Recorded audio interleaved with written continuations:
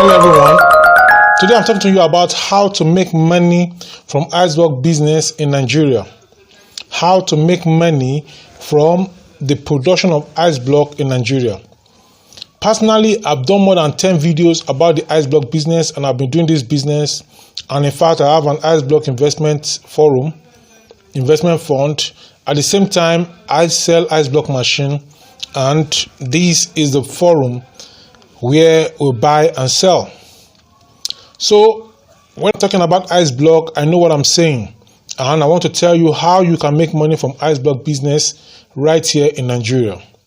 Number one thing you need to do is to research the market.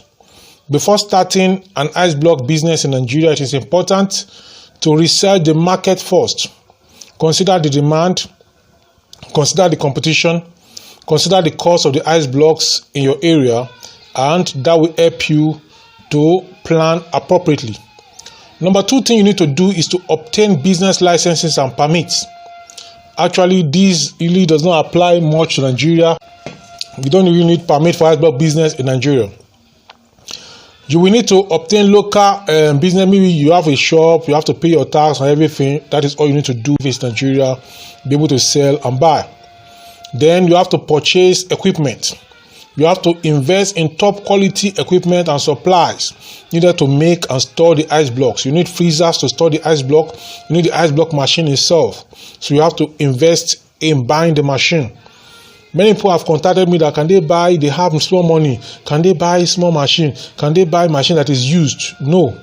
Go for new machines so that you are the one that will use it for some time before it begins to develop faults. That is my prompt and candid advice to you. Now, if what you have is not much, is a little amount of money, and that money cannot afford the machine, I have you covered in the ice block investment fund, where we pool funds together, do the business, and then pay profits to everybody that contributed. Then you have to promote your business. Once you have your business set up, you have to promote it. Let people know you sell ice block. We have wholesalers in town. Let them know that you sell. You are the producer, so they can pick from you in wholesale, and they can go and retail. And then you can reach out to individuals also in town where they can buy from you directly. Then that is promoting your business, and you also have to advertise your business on every medium that you can. Then you have to network with other people doing ice block in the locality where you are, and even outside the locality where you are. This is because they may need something that you have, and you may need something that they have. So networking will help you to move the business forward. In terms of sales, they may have more sales than you, so you can push your ice block to them, or you may have more sales to them than them, so they can push the ice block to you so that it can go out and you both can make money. Then you have to invest in quality packaging. Use attractive packaging to differentiate your product among the competition in the market. I have done this business, I'm doing it.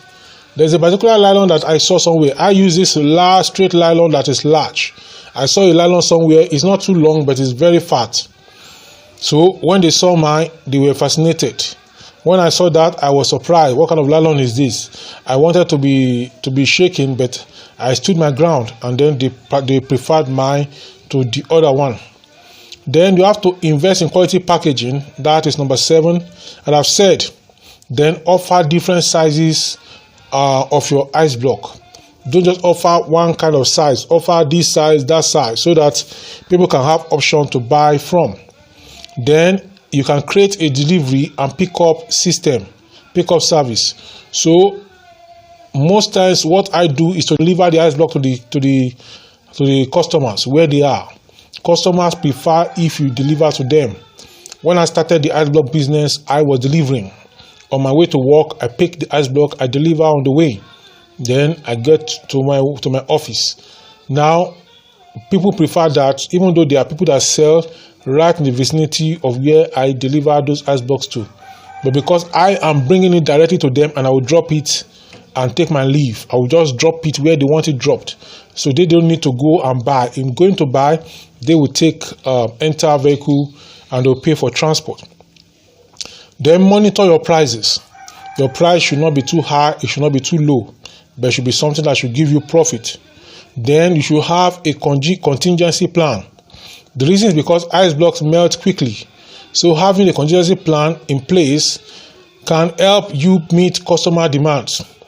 Let me tell you how the contingency plan you can have for ice block business.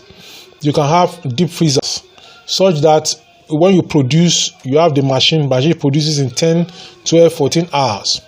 And the customers don't need it at that time. You harvest the ice block into the freezer, it keeps it still hard, and the freezer is still working. Then you put another water in the ice block machine, another 14 hours or so is frozen again. Maybe in 3 to 4 days, then the demand comes, the surge in demand comes. All the ones you stored in the freezer, everything will come out. They'll go out and you sell them off and you make your money. Then you can expand your distribution network. You see, the people that you have used to giving the ice block, at a point they will tell you that you should reduce the price. Others are coming to bring, and definitely other people will come to market to them. And because other people are just entering the market, they'll bring the price down. So what you need to do is to expand your distribution network. Where you have been before, expand it, go further and reach out to more people, so that if these people do not buy, you can have other people to sell to. Then consider expansion also. Consider expanding your market. Once you have established your business, consider expanding by investing in more equipment, diversifying your product range, and hiring extra staff. Expanding your operation can help increase profits and grow your customer base. The importance of all these things I cannot overemphasize. I have a video that talks about A to Z, practical experience on how to start and how to run the ice block business. You can check that out in my playlist. Now, what are you going to do for me? If I've added value to you, I want you now to subscribe to this YouTube channel. Number 2 thing you should do is to like this video. Number 3 thing is to share the link of this video with your family and friends. Number 4 thing is to drop your questions and comments in the comment section below. I'm going to talk to you in my next video. Look at this video popping up now. Go ahead and watch it, and you are going to be glad you did. Bye for now.